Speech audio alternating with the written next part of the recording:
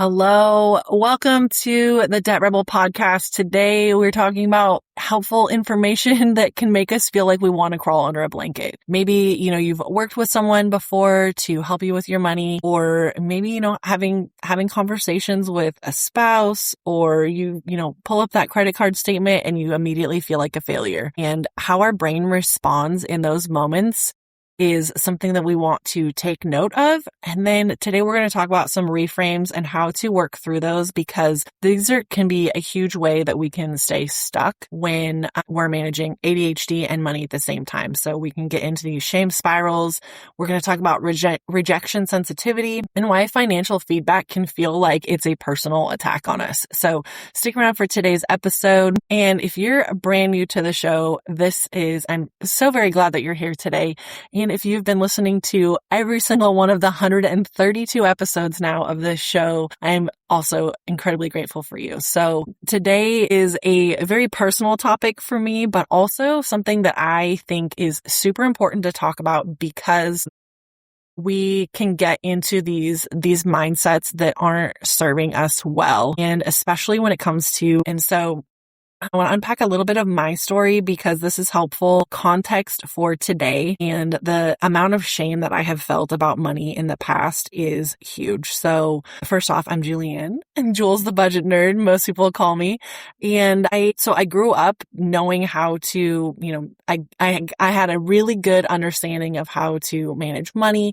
I even got a good degree in economics. And then my husband and I ended up in over $107,000 in consumer debt, stuff like credit cards, and, I had a little tiny student loan and car payments and things like that. And so the shame that I felt from knowing how to manage my money to not being able to do it myself with my husband. And then we paid all that debt off, celebrated. And then, our youngest daughter came along, and I started financial coaching. And in that process, I had to unpack a lot of my own shame, because I didn't want to tell people at first, like $107,000 is a lot of debt. And especially when I had this head knowledge of how to manage money and I just couldn't apply it. And so I spent some time in therapy and was diagnosed with ADHD, and then realizing the things that the challenges there with ADHD and money management can be huge. So today, the big thing that we're going to be talking about is a term that I hear a lot in ADHD communities. It's not a formal diagnosis or a clinical term. And I will remind you, I'm a financial coach. I am not a therapist. I am not a medical professional. So that is a good reminder for today. But I have a lot of lived life experience of how to do this, but then why certain parts of ADHD are such a big struggle. And so today's topic, talking about rejection sensitivity dysmorphia, why our brains can interpret feedback as a threat. And so that's where that shame cycle really starts. And then it continues to build and build and build. And so we're going to talk about what that cycle looks like. We're going to talk about what to do to interrupt that cycle. And then have an opportunity at the end that I'll share about how I can help you with this on a personal level. So money is so emotional. People can put a lot of value in it, because it is the thing that our culture has said, hey, this is how we're going to exchange value for goods and services and our time, so that we can, keep a roof over our head, food in our families' bellies, and have the things and the experiences in life that we want to have. But when we have ADHD and we do things like, we miss bills, or we forget about them completely, or maybe we go to Target like I did this morning, and those impulse purchases are so easy to do. Or how about the overdrafts, because the organization side of finances is challenging. Maybe you can't stay consistent with your budget, or you have started goals and you've just completely abandoned them because they feel overwhelming. Or, the thought of paying off debt is just like, that's crazy. This is just how I'm going to live forever. Or maybe not even looking at your bank statements. And then there's the classic, I'm going to promise myself I'm going to do better. And those are all things that naturally our brains are those are all just consequences of this term RSD. And so we are not responding. We are reacting in those moments, and we want to take a pause and respond. And so that's one of the things I love. I love teaching my clients is what is happening in the moment. And sometimes we have to like pause and take a deep breath and really think through what's happening. And so maybe, we start out with that financial mistake of, okay, we overdrafted the account, and then it's like, oh my gosh, I can't believe I did this again. And then you don't want to, maybe share that with your spouse because you're like, they're going to judge me again because here I'm supposed to be in charge of this and I did it again. And so you avoid the conversation, and then there's financial consequences, and maybe you have to like transfer money to savings, and then it feels like this shameful thing, and then it just keeps going. So things like that, we want to interrupt that cycle, but that's an example of what that cycle looks like. And so we can figure out what we are going to do to interrupt that, because shame doesn't make us better with money. It's only going to make us hide from our money. And we do not want to give shame a seat at our table.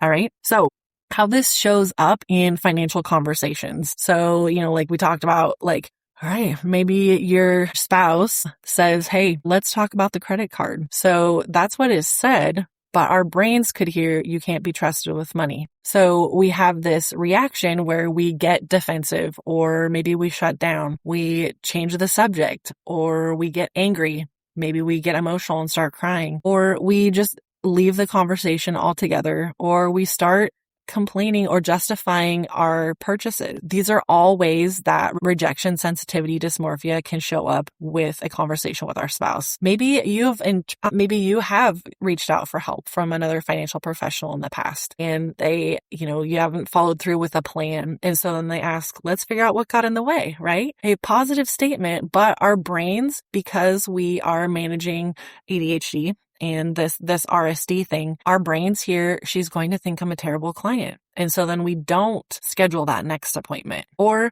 maybe with yourself, this is a big one. Maybe your self-talk, you blew the grocery budget. So instead of asking ourselves, okay, what happened? Our brains say, I can't do this and I'm never going to be good with money. That's how these one-off events can become part of our identity. And we want to interrupt that cycle and shut that down, because those things aren't true. That is that RSD talking. And we want to say, remember back, gosh, what was that? The 90s, talk to the hand because the face doesn't want to hear it. That's what we want to do. We want to put our hand up and say, nope, not today, not anymore. And so feedback says something isn't working. Let's look at it. But then our shame says something isn't working because there's something wrong with you. Those are two very different messages, but I want to make sure that you hear me say a financial problem is not a character flaw. If you overspend, it isn't proof that you're irresponsible. If you have debt, it isn't proof that you're stupid. Needing help isn't proof that you're incapable, and not following through doesn't mean you're lazy. Having ADHD doesn't mean you're doomed also to struggle with money forever. I'm proof of that. So the behavior just needs some attention, and your identity doesn't need to feel that condemnation. So how do we train our nervous systems to see the threat differently? So we've got some feedback. So one of the things that we can pause and say is, we don't have to decide whether this feedback says something about ourselves. We could stop and say, I only have to decide whether there's something useful here. It's kind of like, digging through a giant, prize bin, and you're like, yeah, this is my identity and who I am is in here, instead of, is there something that's going to be useful for me in here? And so we're going to dig through that and say, okay, is this useful for me? So instead of thinking, are they judging me? Ask ourselves, is there information here that can help me? A different thought process, right? So instead of saying, what does this mistake say about me? We want to get to a spot where we can retrain our brain to automatically think, what is this mistake trying to teach me? Or this is my favorite. This is one that I struggled with a lot, is why can't I get my act together? Like, why could I take, all of this? I had a 4-year degree. I had studied economics for 4 years. How could I not be able to get my bills paid on time? How could I not rack up debt? But what I started asking myself is, what part of this system isn't working for me? Later on, I would have added what part of the system isn't working for my brain based on the information that I have about myself now. But it's what part of the system isn't working. That's where we really get to that sweet spot. Let's talk about some tools to help you separate yourself from that shame.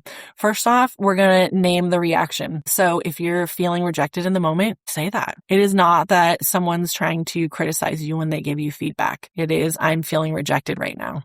And so then the second part is, let's separate the fact from fiction. So the fact is, you spent $300 more than planned. The story that we can tell ourselves is, I'm terrible with money. Or maybe my coach asked me why didn't complete the assignment. The story that we could be telling ourselves is, she's disappointed in me. Those things are not true. We are identifying our emotional response and then assuming someone else's intentions. So those are different things. We are only in control of ourselves. This is one of the things I love telling my 7-year-old is I'm like, I can't control anyone else, but we can control ourselves. And so it is, yes, when we have ADHD and we're dealing with things like this and we're feeling those pressures or the shame in the financial stuff, is pausing and saying, okay, let's name that emotion that we're having right now. And then separate the facts from the fiction. And then ask ourselves, what is our actionable step? What is the thing that we can do? What is the thing that we can have control over? What is one thing I can actually do with this information? If someone gives you a bunch of feedback, we don't have to process it emotionally. We can turn that criticism into, or maybe that perceived criticism, into our next action. So the next part, making sure that we pause. There's so much value in pausing, and I'm right there with you. It is a challenge sometimes to just pause and to just, okay, I'm gonna take a beat, because we want to sometimes just go through life at 1,000 miles per hour. And then that's when we burn out. And especially as moms, and we are working and we are,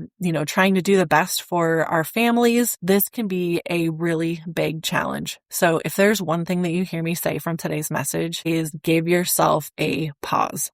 You don't have to solve every single problem right now. Everything is figure outable. So sometimes we have to say, hey, you know what? If your spouse comes to you and wants to talk about that credit card bill, I want to talk about this, but I need 20 minutes before I can have this conversation productively. That's not avoidance. That is getting to a spot where you are regulated so that you can come back to that conversation and have a more productive conversation. Sometimes we need to change the question for ourselves. We need to reframe the question. So instead of asking ourselves, what's wrong with me? What does my brain need in order to make this easier? Now, this is a really good question. You can apply this to so many areas of your life, but we're talking about money today, in especially, getting a handle on maybe our debt or our spending. What does my brain need in order to make this easier? So that's a solvable problem, and we can work through that together. So shame, right? That's what we're talking about today. And it is one of those things with our money and one of the reasons why I love talking about money is because our culture has said we shouldn't talk about it. And then I really feel like that puts us in especially with ADHD, a silent, shameful space that we don't talk about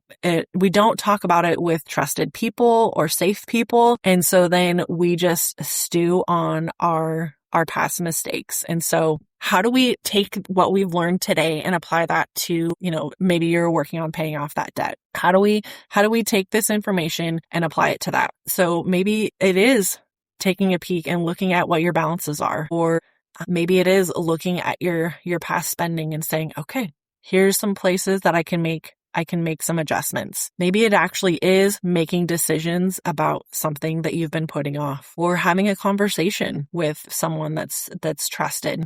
Maybe there's a place that you need to adjust your plan, because maybe your plan isn't fitting your day-to-day life, your real life right now. Or it is maybe just raising your hand and saying, something isn't working, but I can't quite figure it out. And then sometimes we just need to get back up after we've fallen. So taking the step forward when we have tripped and fallen, getting back up and doing it again. Not the mistake, but giving it another try. Every one of these things can trigger shame, especially if we stop looking at them. But if we stop, interrupt that thought process and say, I am going to use this information to make different decisions moving forward, that's where the progress happens and that's where the goal is. So, paying off debt doesn't require perfection. Creating a budget doesn't require perfection. It just requires you to have the willingness to show up and keep looking. And that right there is phenomenal.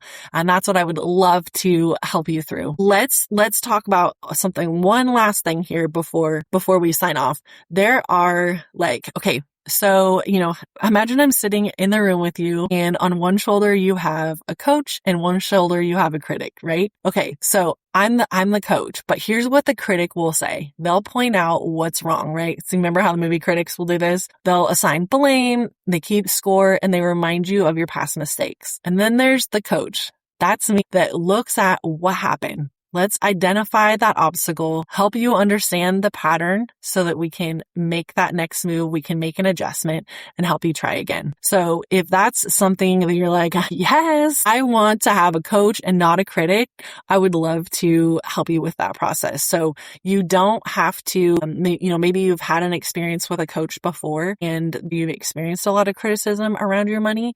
You might have to learn how to receive coaching differently. And I would love to be a part of that process with you, because our past mistakes are all just information about how we can see things a little bit differently moving forward and we can make adjustments. And so I like to say I am definitely the last person that should be casting judgment on anyone, because I have made all of the mistakes and it is possible to come through on the other side in a much better way. And one of the reasons why I started this business in the first place is because I didn't have someone to walk this journey with me and my husband. And so I want to be that person for you. So if you're like, hey, I'm ready to maybe start a conversation, or I want to figure out what my next step is, I just love to invite you to a short free one-on-one conversation with me. There's absolutely no requirement. There is no, obligation after that. I would love to just have a conversation with you